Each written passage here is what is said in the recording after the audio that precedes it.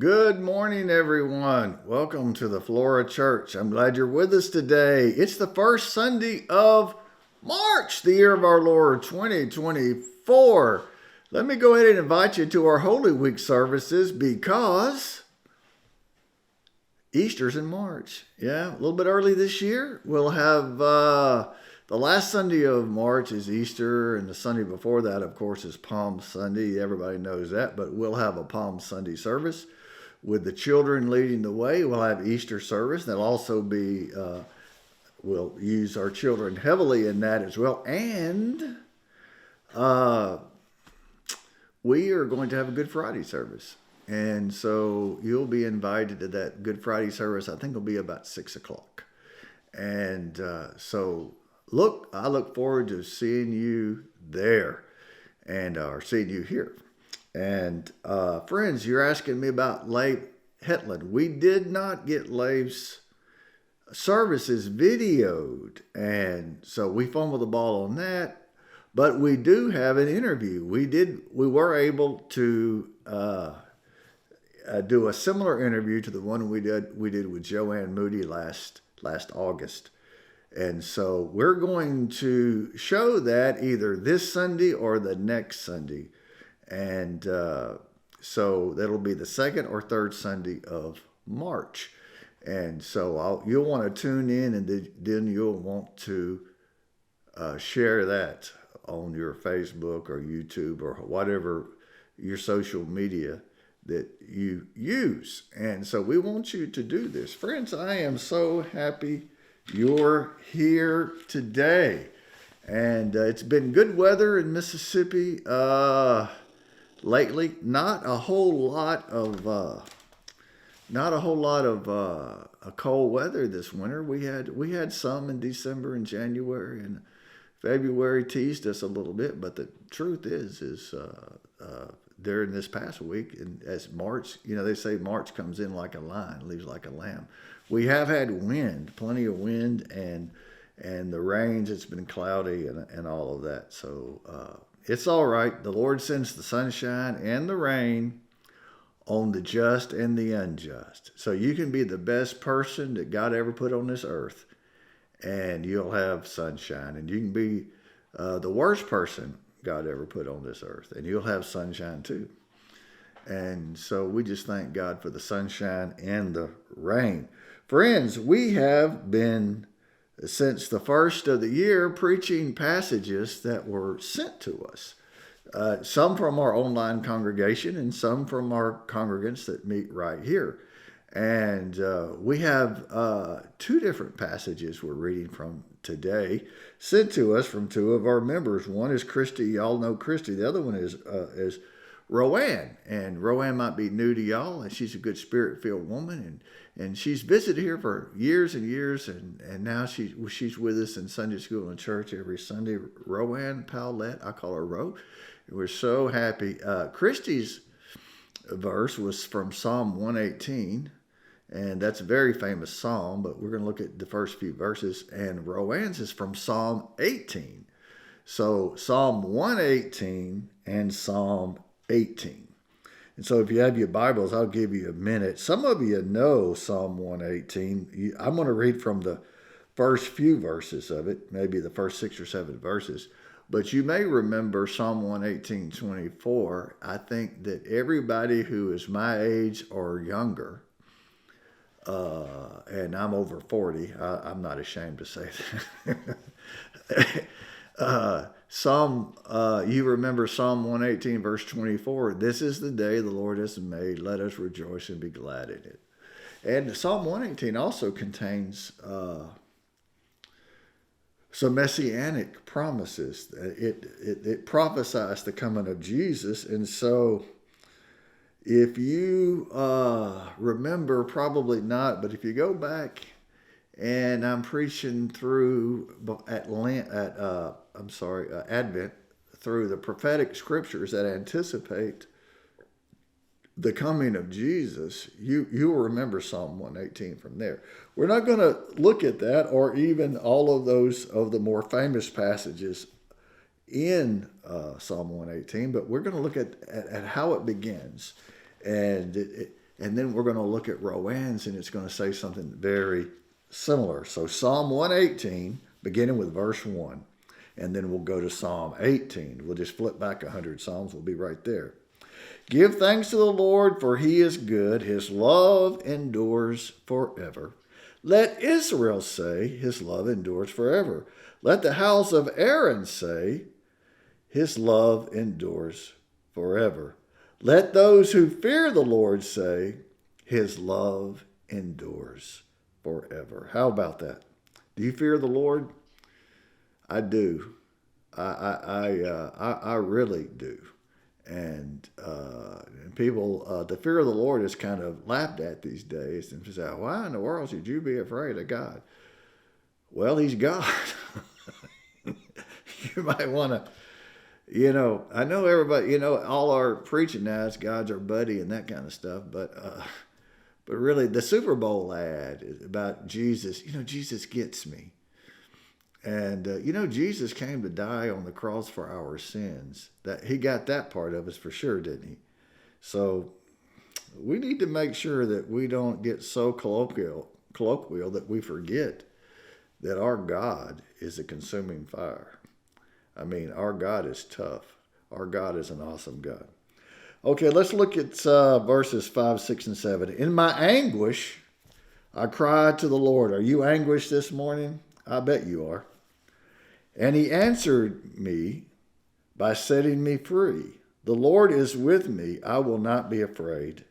What of humans? What can man do to me? The Lord is with me. He is my helper. I will look in triumph on my enemies. How about that? Now let's just go back. Turn back with me to Psalm 18. Psalm 18. And we're going to look right in the middle of this, another lengthy psalm here, and I'm not going to read the whole thing, just about 3 or 4 verses. And I'll give you just a second to get there. Psalm 18, verse 16. Let's go to verse 16 and read this together. He reached down from on high. Jesus, or the Lord, reaches down from on high, and he took hold of me, and he drew me out of deep waters. He saw I was drowning. That kind of calls to mind Peter, doesn't it? When he's walking on the water, he goes, and help me or save me. He cries out to Jesus. It's become a sort of a miniature version of the sinner's prayer. And Peter wasn't saying it in any kind of, eternal way. Save me because I'm a sinner, no good. I deserve hell. I need you to save me. He's not saying that. He's saying, I'm going under. And I may go to heaven when I die, but I don't want to die. So that's a picture of that, isn't it? He rescued me from my powerful enemy, from my foes who were too strong for me. They confronted me in the day of my disaster, but the Lord was my support. He brought me out into a spacious place, and he rescued me because he delighted in me. Goodness, you can go just flip ahead to Psalm 118 that I just read, and you can see these psalms are connected. To go to Psalm 118 verse 5, and you'll see that these two psalms given to me by two completely different people have that wonderful connection. All right, this is my place or yours. Where we're going to set up camp. My place or yours. Are we going to do this my way, or we're going to do this your way? Oh man, that's the question. That's the question that the Bible seeks to answer, and answers well, really from Genesis to Revelation. We say I did it my way. We sing I did it my way, and I hear it on the radio every now and then. It's a song Paul Anka wrote, and I thought he did a real good version. I like his version. Oh, that's where I knew that song from. And I really didn't grow up listening to a lot of Frank Sinatra music, but I know Frank Sinatra sang it and made it his anthem, so to speak. And Elvis covered it. I think that's what they call it when one singer sings somebody else's song, they cover it.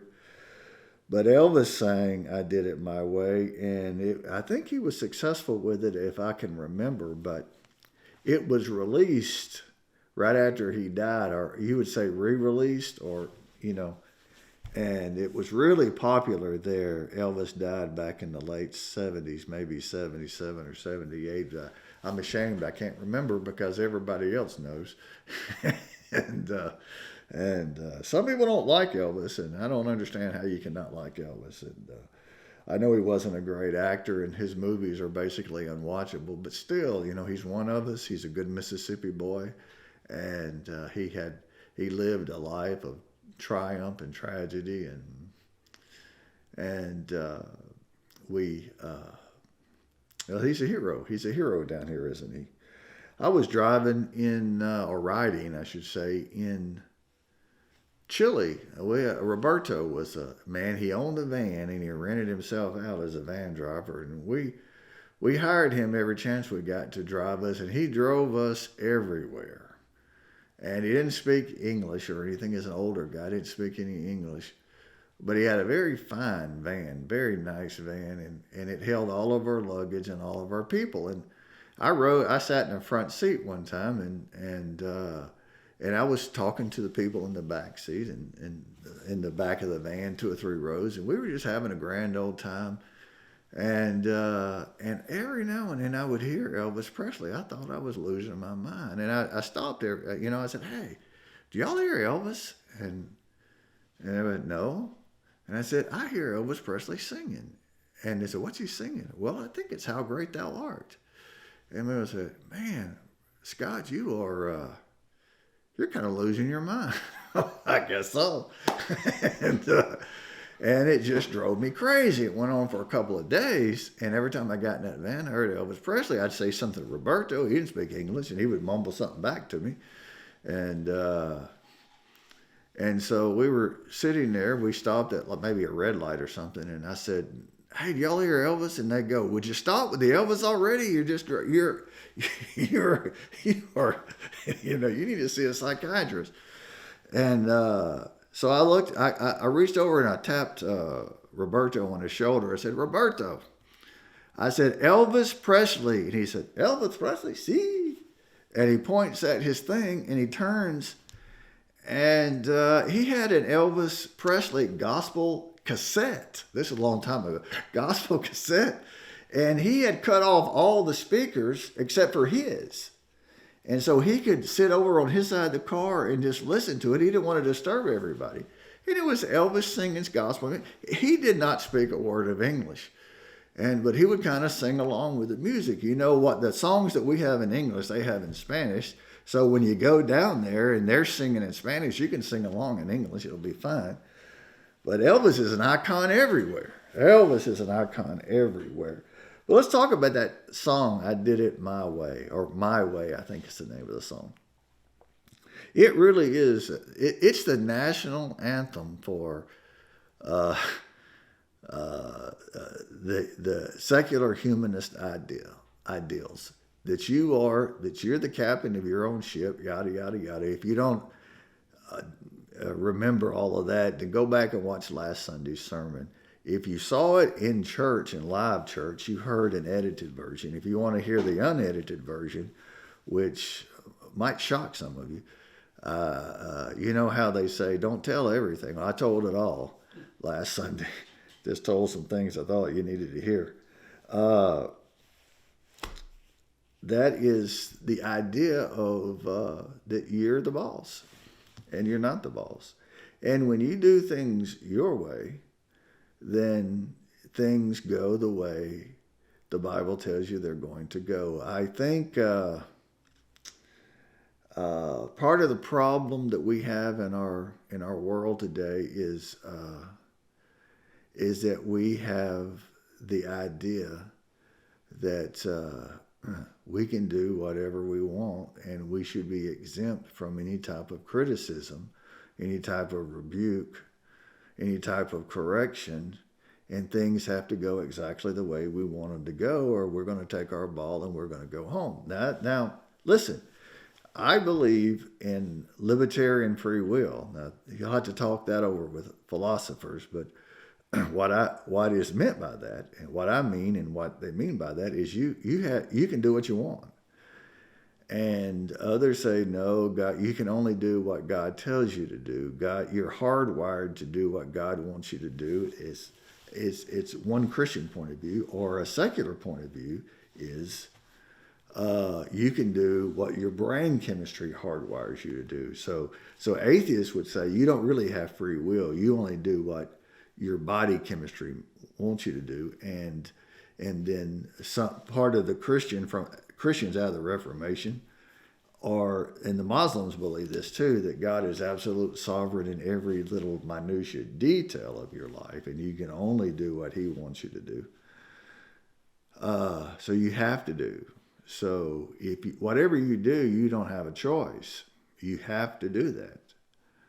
And so I remember in a discussion I had in a prayer group I was in many years ago, back maybe 20-something years ago, we were discussing an incident that happened in our community, that came to our community, but it didn't happen in our community. It happened in Mississippi, just about an hour east of where I live right now. But this old man has a 2-year-old granddaughter, and he does the unthinkable to her.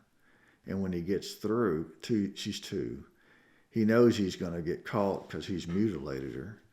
And so he takes her out in his backyard and he buries her in a shallow grave, buries her alive. She's a foot under the ground or something. And her parents come home. People are milling around there. They're all just crazy people. And they said, "Where's the little girl?" And I'm not going to say names or cities or anything like that. And they, "Well, we don't know where she is." And so they walk out looking for her. She's 2. She couldn't have gotten far. And they heard her crying under the surface of the ground, and they dug her up. And she has suffered unthinkably since then. And she is now in her 30s. And her life has just been beyond hell on earth. She might be 40 now. And it's just sad. And so we're praying about it, and one of the guys in our prayer group said, "Well, we don't understand why God wanted that to happen, but God had a plan, and it wouldn't have happened if it hadn't been part of God's plan." And so I'm saying, "God's plan? What do you mean?" He said, "God did that." And he said, "God's sovereign, and he has a plan, so you just have to trust the Lord." I said, "God didn't do that." And I said, "The devil did that." And he said, "Well, the devil may have done it, but the devil is God's devil, and the devil can only do what God tells him to, because God is sovereign in all things." And I said, "Yeah, but," I said, "our sovereign God gives us free will. He grants us free will. See, my free will is not a threat to God's sovereignty. I have free will because of God's sovereignty." And so, I mean, that's a big theological debate, but you're free in my view. You are free to do whatever you want to do, but you're not free to live outside of the consequences of your choices. So by all means, rob that bank. You're free to do it, but you might go to prison or you might get shot. And so you're not free to live outside those consequences. You're free to do whatever you want to do. Go ahead. But you're not free to live outside the temporal or the eternal consequences of your choices. You will answer in this lifetime, and if you were to skate by in this lifetime, you'll answer for it in the lifetime to come. So Hitler, my least favorite example, Hitler rules the world for a short season. And he was free to do what he did, and he did it. And if the atheists are right, they're not. But if they were right, then you could argue, couldn't you, that Hitler got away with it? Because he just came in and he got his revenge on everybody. The little corporal, he came in and it was full of hatred, and he kills the Christians, and he kills the Jews, and he kills the trade unionists, and he kills the communists, which were his ideological brothers, but they weren't with him, and he kills the people who betrayed him, and he kills Bonhoeffer, and he just kills everybody, and when it all doesn't work out in the end, he just kills himself. Because there's no heaven, there's no hell. You don't have to worry about that kind of thing. You don't have to worry about judgment, the day of judgment. So he got away with it, didn't he? Yeah. If what the atheists are telling us is true, then why not? There is no right. There is no wrong. Who's to say Hitler was wrong? He wanted to be king of the world, and he got to be king of the world. And he affected every country on earth any way he wanted to. But the atheists are not right. And Hitler was free to do what he wanted to do. And he was working his own volition. And then, but he paid for this temporally, and he paid for it eternally. And I don't think there is any doubt of that. Now, Hitler could sing. He could sing on his last day on earth. He could sing with Paul Anka and Frank Sinatra and Elvis. He could stand up there and sing, "I did it my way. Look at me, I did it my way." But is it your way that is the best way? Churches get into those fights, don't they? I hate to see it, but I think it's this time of year, though. I talked to a jillion preachers in the last few weeks, some of them in the United Methodist Church, some of them outside the church. Some have moved on like we moved on. And there's stress everywhere. It's always, because in the Methodist Church, in February and March, you're deciding where you're going to live next year. And that's not even decided for you. It gets decided by people above you or people in your church in coordination with the people above you in the pecking order. There's some bishop that ultimately decides it. So a preacher can come into church and say, "We're going to do this way," and if the people in the church don't like it, he or she are free to say, to sing, just tongue in cheek, to sing, "I did it my way." But you'll have to do it your way somewhere else in the summer, because Methodist preachers all move on the same day. So you'll have to take your tune on the road. But there's a way that's better than my way. There's a way that's better than your way. I quoted this verse the other day. It's from Proverbs, and King Solomon is talking to his son, and he says, "Son, there's a way that seems right unto man, but it ends in destruction." And some versions say death. Do you remember that? I quoted that from a few Sundays ago, I think, and maybe a couple of times since January.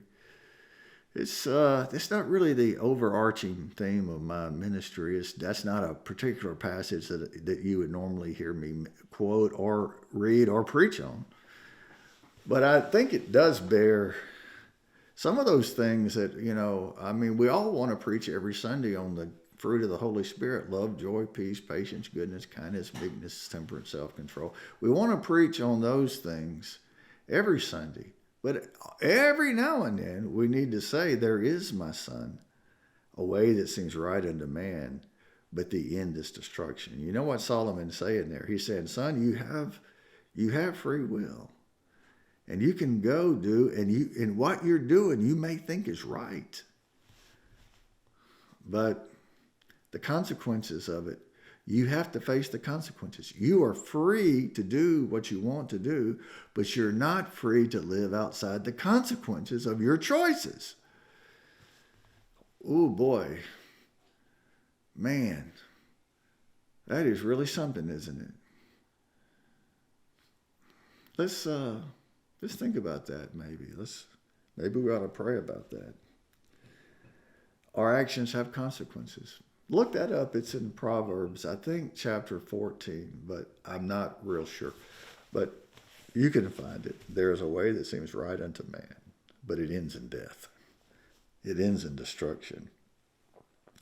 I thought I was doing the right thing, but it turns out I wasn't. Have you ever done that? Have you ever thought that? Now, I know that that fallen people, fallen men and women, people like us, sometimes we plot to do evil. And we know we're doing evil. We're just caught up in it. I have a new guilty pleasure. You know, I told you my guilty pleasures. 3 or 4 Sundays ago, I was preaching on Cord and Hannah's passage, and I told you about this guilty pleasure I have of watching these home shows. I mean, they're so silly. A Lottery Dream Home, or House Hunters, or Beachside Bargains. And I love those houses and those shows that show you people's houses. I find them annoying, really, but there's nothing to watch. I flip over there. God forbid I should turn off the television and study my Bible, but I'll just watch those things. And people come in and they criticize, and you've heard me go on. I got a new guilty pleasure. I don't really. I think since my kids grew up, I just quit watching any kind of shows that had any kind of graphic violence in them. My daughter Olivia, hey Liv, she moved to Seattle, and I quit watching Criminal Minds about the FBI. It's fiction, but it's the FBI group that investigates serial killers. And about every 4th show was set in Seattle. And I said, I can't watch this anymore. I cannot have that living in my mind. So I cut out all that. But back on some of these cable channels, I found that they take old Datelines. Keith Morrison, has got that folksy homespun way of talking. He's Matthew Perry's stepfather. You remember Matthew Perry died recently. And he was his stepfather, and he was a journalist from Canada, and he made bukus of money doing murder mysteries for Dateline. There's one called Dateline, and there's one called 2020. Dateline was NBC, and 2020 was ABC, I believe. And they do, the whole hour is dedicated to one crime and how they solved it, and if they solved it. And you hear about, and sometimes it takes them 20 or 30 years to solve a crime. And I sit there and watch the whole thing. One of them the other night was 2 hours. And I watched 4 or 5 of them. I can't sleep. I don't sleep on Sunday nights. I preach on Sunday mornings, and then I got 3 services, really, because I teach Sunday school Sunday mornings back to back to back. And then I've been staying up to 4 or 5 a.m. every Sunday night to Monday morning. And I just have so much adrenaline and all that, and I am so critical, self-critical, that I go over every line of my sermon. This sermon that you're watching right now on video, I will not even watch this video until Sunday night. And that'll be the 4th time I've gone over this sermon. And I'll say, man, you shouldn't have said that. Why don't you look at the camera? Quit scratching your nose. Quit, And then I'll make a theological error. I'll say something just stupid.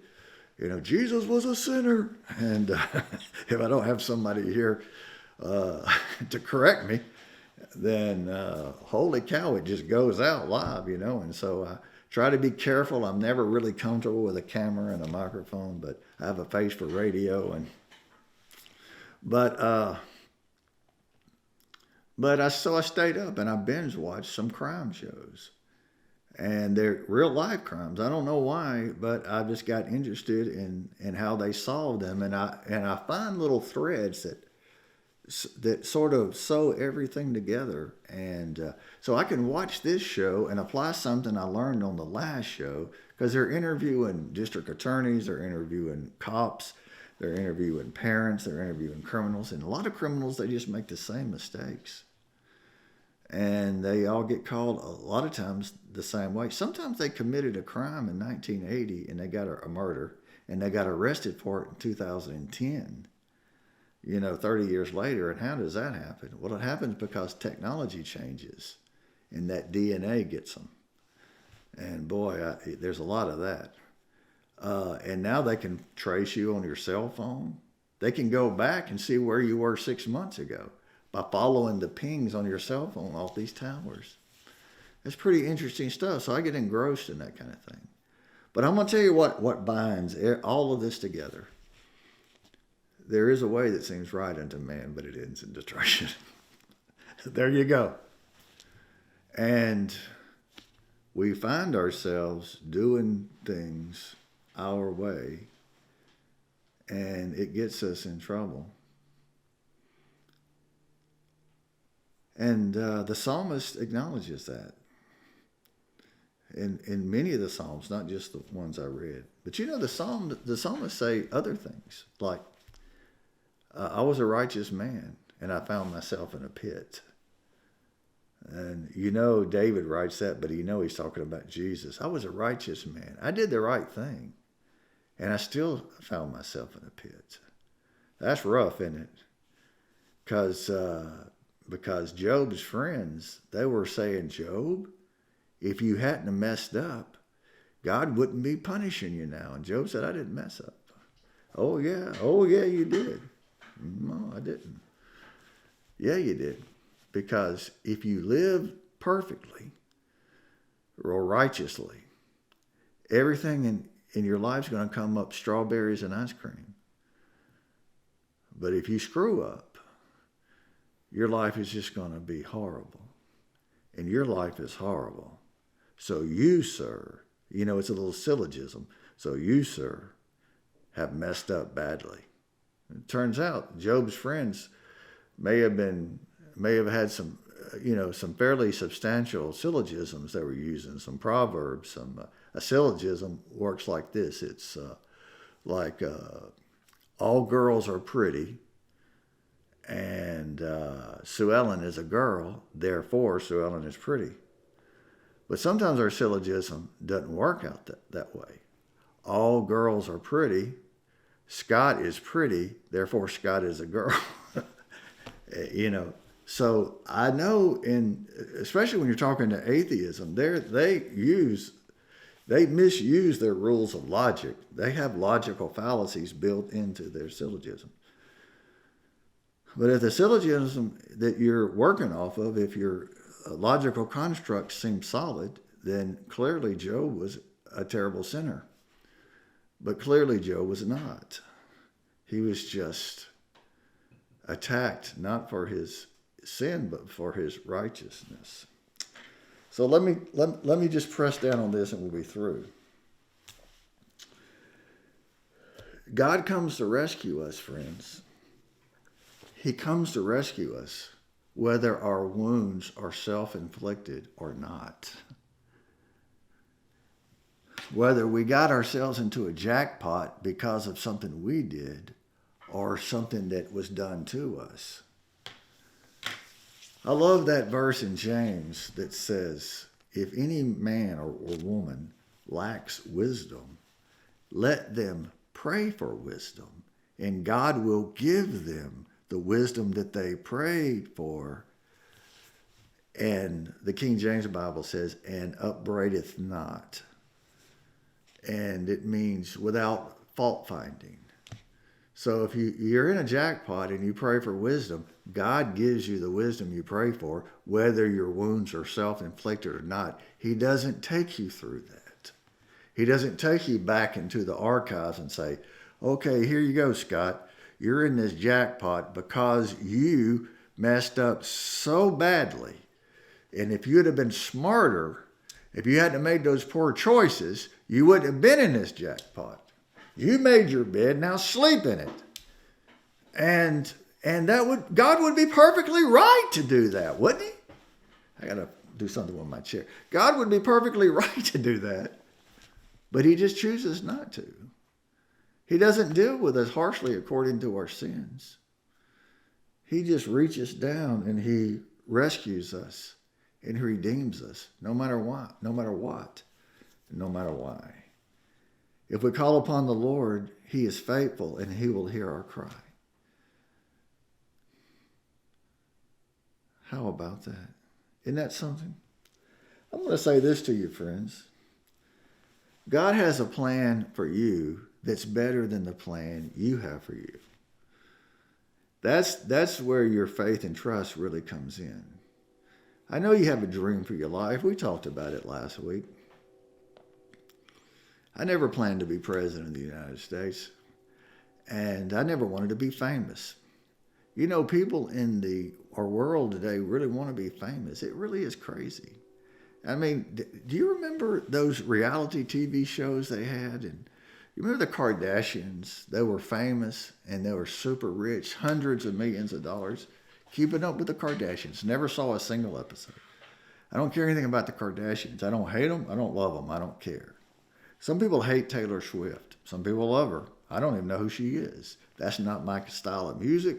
So you can love her, you can hate her, you can spend $10,000 to go see her, or you can change the channel when she comes on the radio. I don't have strong feelings about the Kardashians. I don't have strong feelings about Taylor Swift. I don't think about them at all.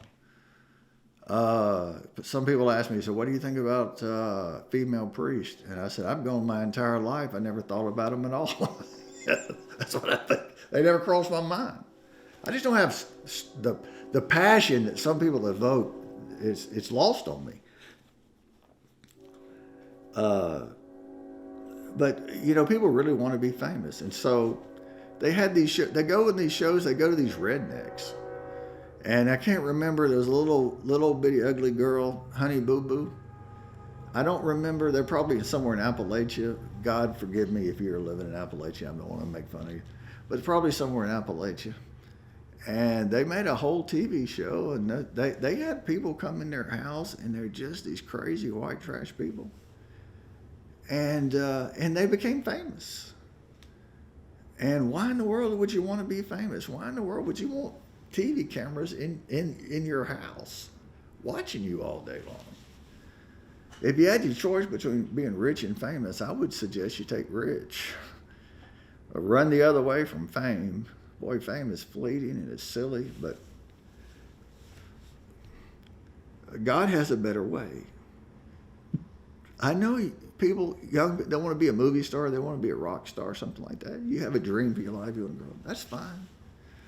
That's fine. Follow that dream. That'll be okay with me. But I'm going to suggest to you that God has a better way. God has a better way. There's a way that just seems right to us, but it doesn't end well. God's ways are better. Now, God's way it's narrower, we're told in the Bible. It is stricter. It's a little bit more rigid, but it is greater. And it is blessed. And it is glorious. I mean, it must be a thrill to hit a home run in the bottom of the ninth of the 7th game of the World Series. Wouldn't that be something? I'm sure it is.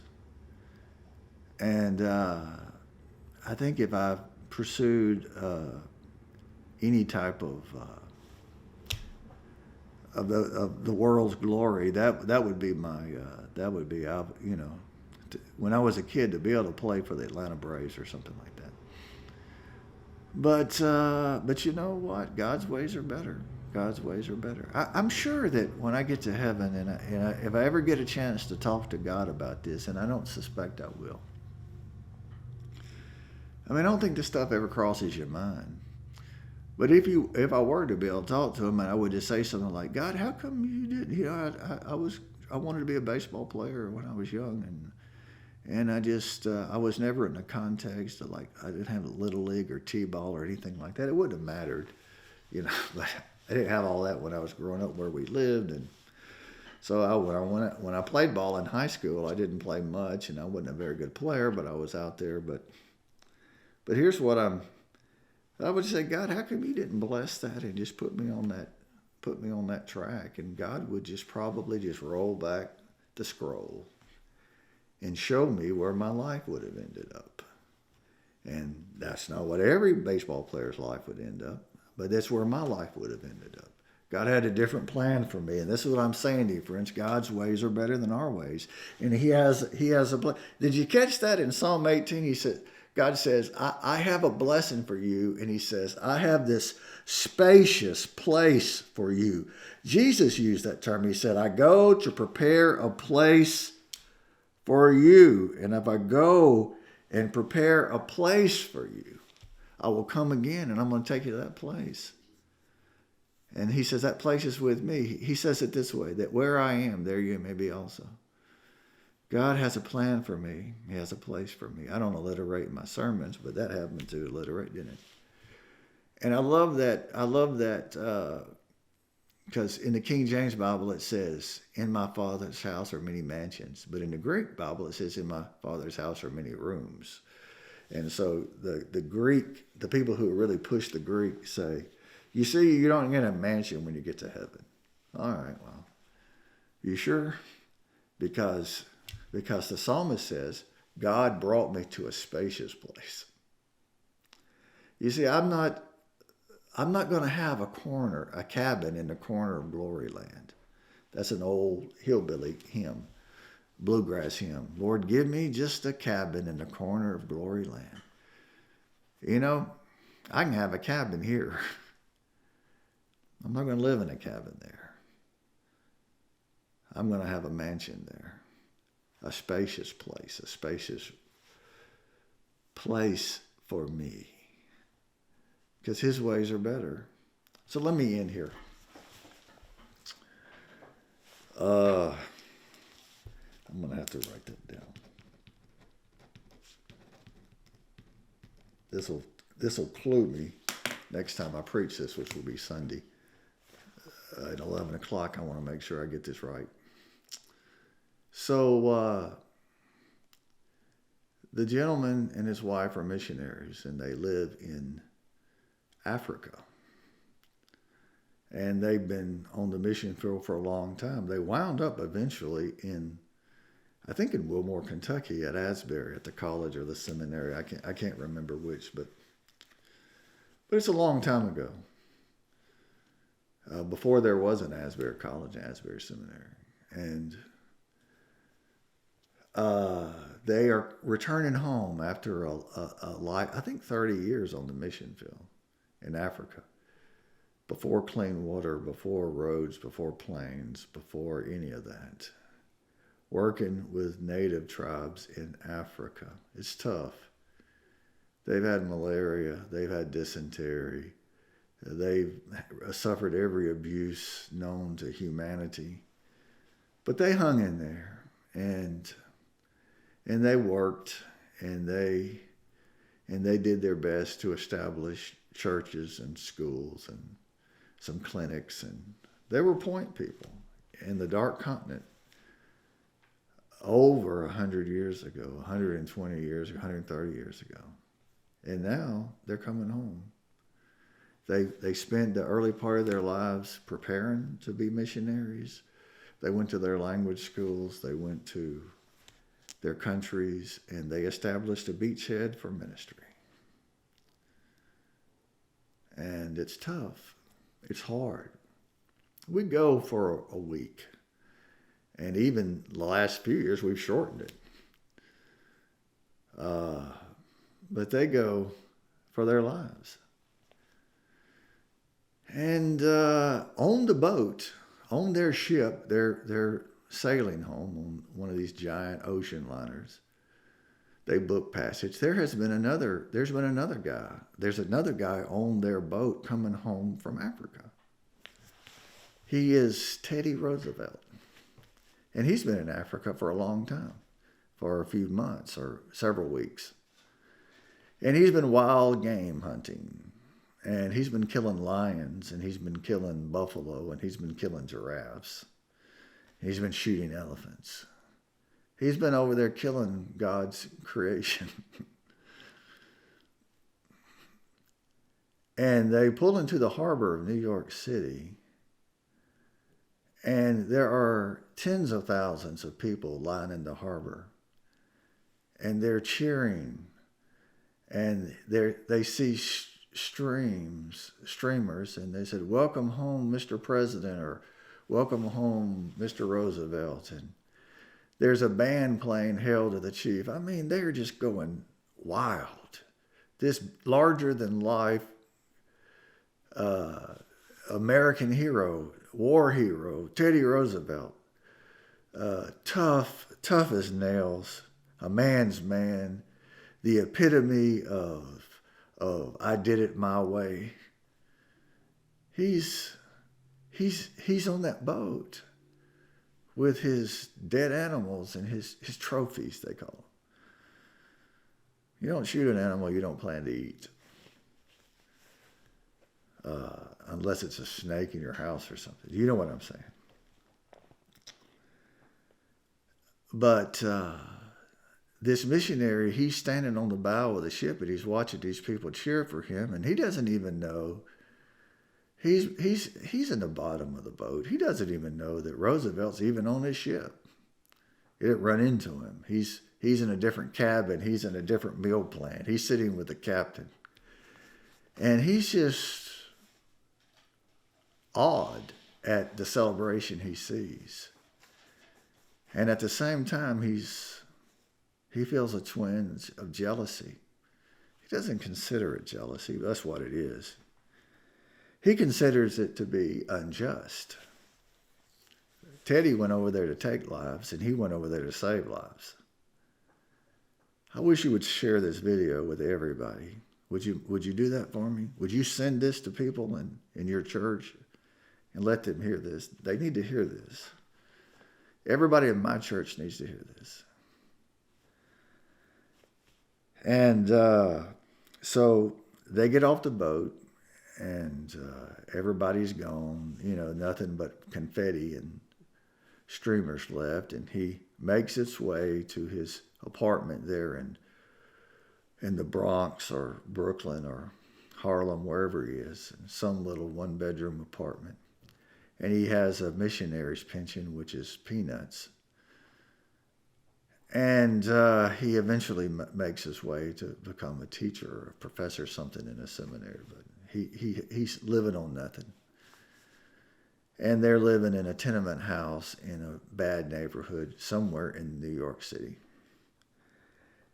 And time goes by. They don't have hardly enough money to make rent, to pay their bills, to eat. And he cannot get that scene at the harbor out of his mind. It's driving him crazy. It's just stuck in his craw. Just the injustice of it all is stuck in his craw. And so his wife notices it, and she's gotten tired of it. She's wiser than he is, because wives are wiser than husbands in this area. And so she said, "Why don't you go pray about it?" And so he goes into his bedroom there. She's sitting in the little living room area of the kitchen. She's cooking or listening to the radio or something. No TV yet, nothing like that. And so he stays gone a good while. And he comes back into the room where she is, and he's weeping, he's crying. And he's just so emotional. And she says, "Well, what happened?" He said, "Well, I did what you told me to do." He says, I got on my knees, and I was just really pouring out my lamentations, my laments. I was pouring out my heart to God, and I said, "God, this isn't fair." And he said, this president of the United States, I know that he's a great man and a leader and all that, but we pull it. He was gone for 6 weeks or whatever it was, and I was gone for 30 years. And so they're building schools and clinics and churches and bringing the kingdom in, and we come back on the same boat. And they have bands playing, and they have streamers, and there's tens of thousands of people to greet him and to celebrate him and say, "Welcome home, Mr. Roosevelt," on gigantic signs all over this city. A ticker tape parade. And he said, and I get off this boat, and there's nothing. I don't understand, Lord. And he said, the Lord spoke to him and said, "Well, son, you're not home yet. You're not home yet. That's for him. But you wait to see what we have for you when you get home." And he said, when he heard the Lord say that, it broke his heart. And he just poured out in worship and in praise. That God had gently and lovingly corrected him. You're not home yet. Well, I'm not home yet either, and neither are you. And we're suffering now, I know. I'm suffering, are you? We're suffering, friends. But we're not home yet.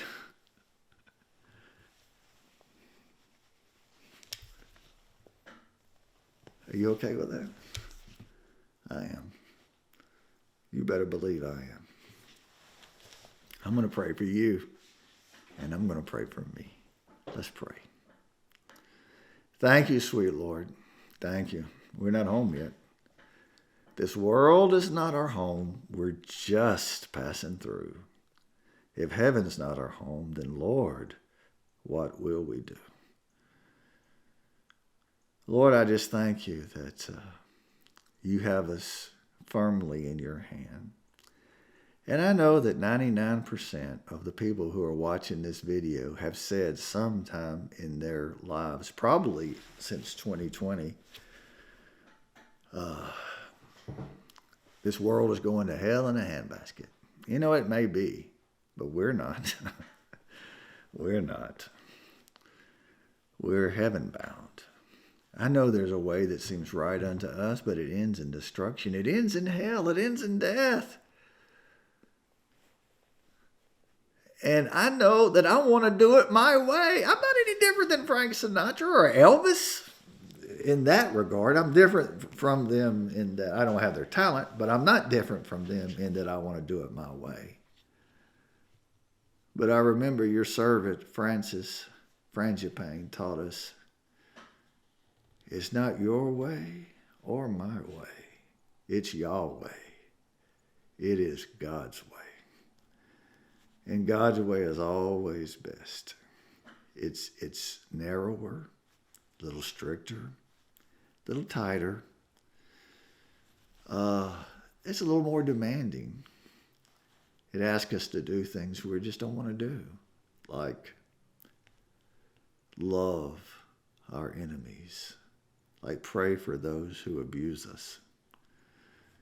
It calls us to give you the first fruits of our income, not what's left over, but what comes in first. You call us to do things that just aren't natural to us. And it can be difficult. It can be trying. But, oh Lord, the end is glorious. Lord, I know that good people who are watching this video have grown weary